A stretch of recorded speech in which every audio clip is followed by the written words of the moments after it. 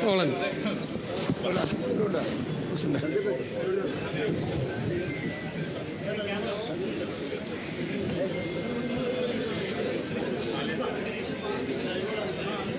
ഷോളിട്ട് president ഷോളിട്ട്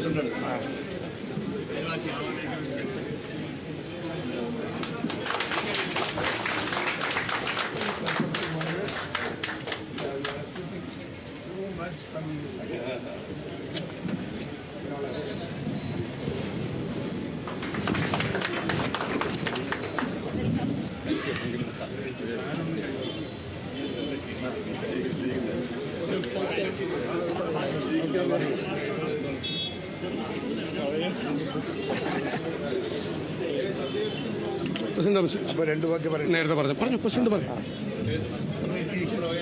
ഇരിക്കും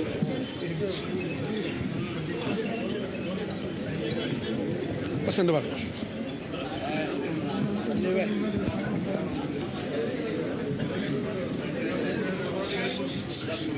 please silence.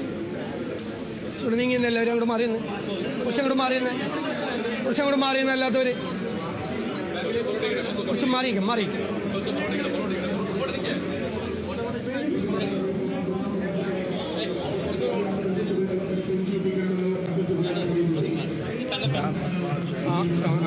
അത് കഴിഞ്ഞിട്ട് മതി.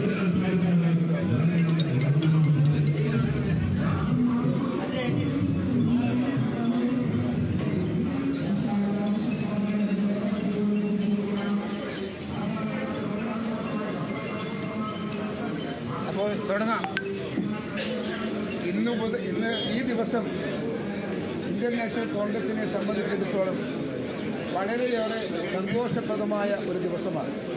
എല്ലാം കൊണ്ടും ഇവിടുത്തെ തെരഞ്ഞെടുപ്പിൻ്റെ പ്രവർത്തനം കൊണ്ടും അതുപോലെ ഈ പാർട്ടിക്ക് കിട്ടുന്ന പൊതുജനങ്ങളുടെ കിട്ടുന്ന അംഗീകാരത്തെ സംബന്ധിച്ചും നമ്മളൊരു ഉന്നതയിലേക്ക് എത്തിക്കൊണ്ടിരിക്കുന്ന ഒരു കാലഘട്ടത്തിലാണ് എൻ്റെ പ്രിയപ്പെട്ട ശ്രീ സന്ദീപ് വാര്യർ കോൺഗ്രസിൻ്റെ അകത്തേക്ക് വരാൻ തീരുമാനിച്ചത്.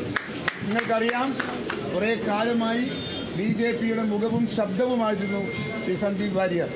പക്ഷേ മതേതര ജനാധിപത്യ രാഷ്ട്രീയ പ്രസ്ഥാനത്തിൻ്റെ അകത്ത് പ്രവർത്തിക്കണമെന്ന അദ്ദേഹത്തിൻ്റെ നിഷ്കർഷതയുടെ അടിസ്ഥാനത്തിലാണ് അദ്ദേഹം ഇന്ത്യൻ നാഷണൽ കോൺഗ്രസിനെ സെലക്ട് ചെയ്ത് അതിലേക്ക് കടന്നു വരാൻ തീരുമാനിച്ചതും ഞങ്ങളെ അറിയിച്ചതും ഞങ്ങൾ അദ്ദേഹത്തെ സ്വാഗതം ചെയ്തതും. അതുകൊണ്ട് തന്നെ ഇന്ത്യൻ രാഷ്ട്രീയത്തിൽ മതേതര ജനാധിപത്യ രാഷ്ട്രീയ പ്രസ്ഥാനത്തിൻ്റെ പങ്കും എല്ലാം അതിൻ്റെ ഉത്തരവാദിത്വവുമെല്ലാം ഇന്ത്യൻ നാഷണൽ കോൺഗ്രസിൽ നിക്ഷിപ്തമാണ് എന്ന് ജനം അംഗീകരിക്കുന്നു, നാട് അംഗീകരിക്കുന്നു.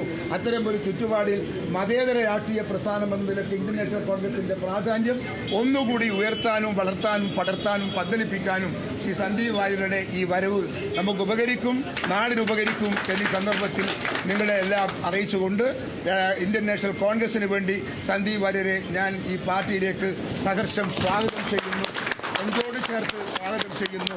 അദ്ദേഹത്തിൽ നിന്നും ഞങ്ങൾക്ക് വളരെ പ്രതീക്ഷയുണ്ട്. ആ പ്രതീക്ഷയുടെ എല്ലാ പ്രതിഫലനങ്ങൾ വരാൻ പോകുന്ന നാളുകളിൽ നമുക്ക് കാണാവുന്നതേയുള്ളൂ. ഇവിടെ അറിയാമല്ലോ നിങ്ങൾക്ക്, കോൺഗ്രസിനെ കുറിച്ച് വർഗീയ പ്രസ്ഥാനം എന്ന് പറഞ്ഞ് കോൺഗ്രസിനെതിരായി പ്രചരണം നടത്തുന്ന പാർട്ടിയാണ് ഇവിടുത്തെ BJPയും CPMും.